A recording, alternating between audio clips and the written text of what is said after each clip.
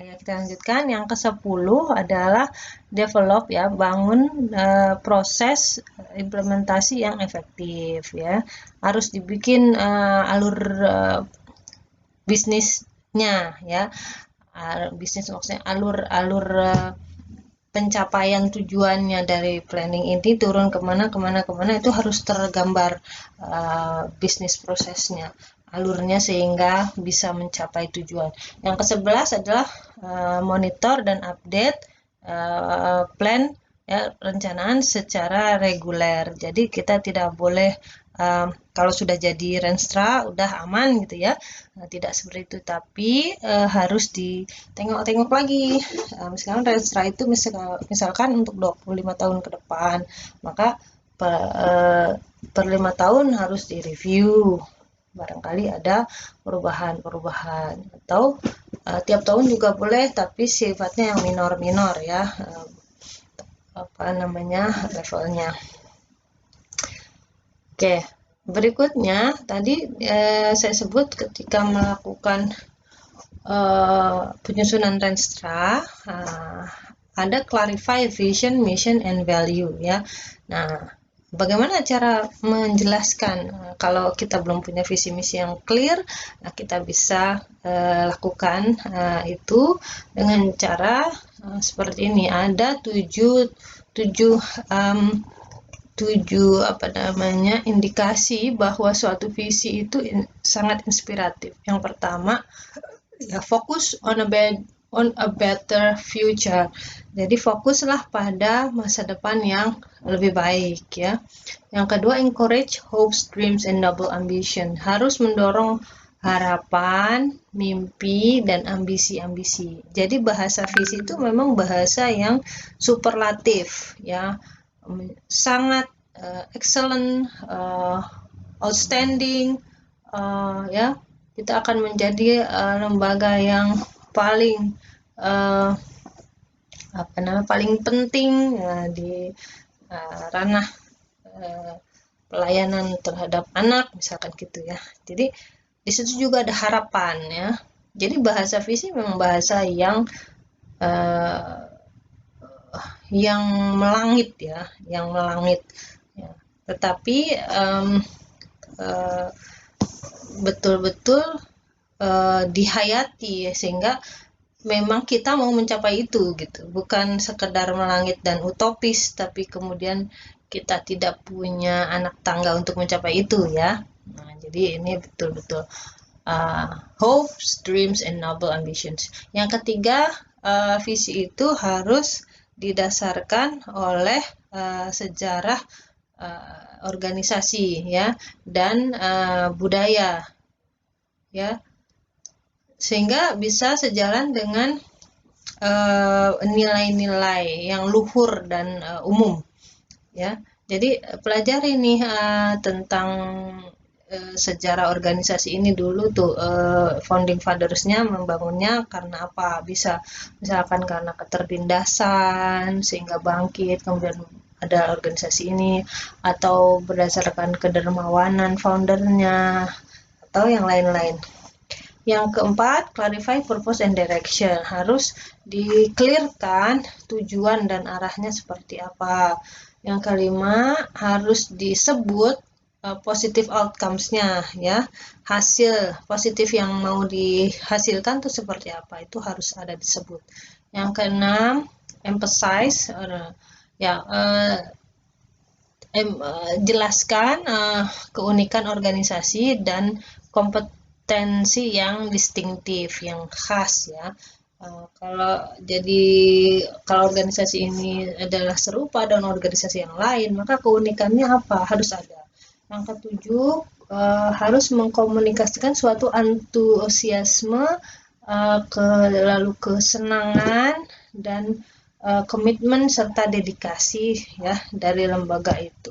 Jadi membaca suatu visi suatu lembaga, kita akan merasakan di situ orang-orangnya sangat antusias, sangat senang melakukan layanan itu, dan juga ada komitmen serta dedikasi melakukan layanan. Kemudian misi itu harus menjawab pertanyaan-pertanyaan ini. Yang pertama, apa what basic social need to be addressed? Apa sih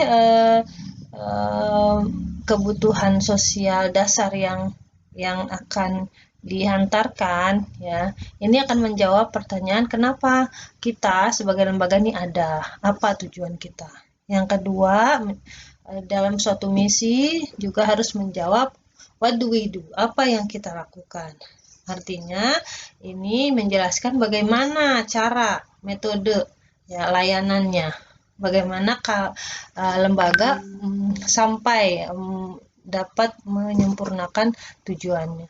Yang ketiga, what makes us unique, apa yang membuat kita unik, apa yang unik, ya, bagaimana kita bisa dibedakan dari organisasi yang serupa. Oke, kemudian strategic plan ini harus berisi 11 hal. Yang pertama, background dan rasional. Rasional itu alasan, ya. Background itu latar belakang dan alasan kenapa plan ini harus dilakukan. Kemudian yang kedua, prosesnya harus dijelaskan. Proses yang dibangun dan diadopt, ya. Termasuk juga di situ ada list partisipannya, siapa aja sih yang hadir dalam penyusunan strategic planning. Nah, harus ada siapa aja itu list daftar hadir, ya, pesertanya. Kemudian yang ketiga, mandat organisasi, ya. Mandat organisasi apa itu harus dijelaskan dalam suatu narasi strategic planning.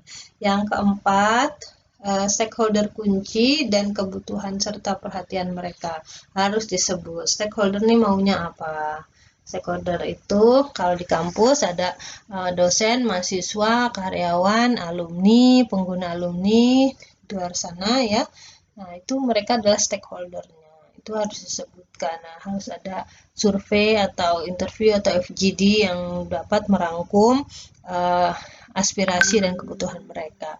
Kelima, harus juga dijelaskan dalam strategic planning misi dan nilai dari organisasi. Yang keenam, analisis lingkungan, ya, lingkungan eksternal dan internal. Ketujuh, analisis kekuatan dan kelemahan organisasi. Jadi ada SWOT-nya. Yang kedelapan, isu-isu strategik ya untuk aksi, ya. Jadi apa aja sih strategi ya untuk menghadapi isu-isu yang sudah diidentifikasi, apa aja rencana kegiatannya, ya, rencana aktivitinya. Yang kesembilan, strategi juga ada, ya, strategi untuk mengatur masing-masing isu itu. Yang ke-10 adalah harus juga dijelaskan bagaimana rencana implementasinya, seperti timeline-nya, seperti itu. Yang ke-11, rencana untuk monitoring dan mengupdate rencana itu sendiri. Bagaimana rencana untuk memonitoring dan mengupdate rencana. Jadi suatu rencana udah jadi, harus juga ada rencananya untuk mengupdate rencana itu sendiri. Karena tadi, ya, bisa juga berubah. Ya, oke, yang berikutnya menyeleksi tujuan. Ini bagian dari tipe operasional planning. Ya,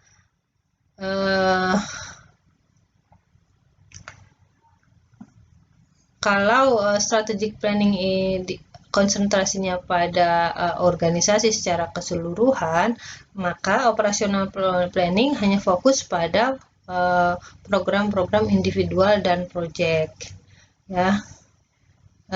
Masing-masing program atau fungsi administrasi dalam agensi atau lembaga harus punya tujuan dan harus punya tujuan, ya, yaitu outcome program, ya, hasil program yang luas yang diharapkan.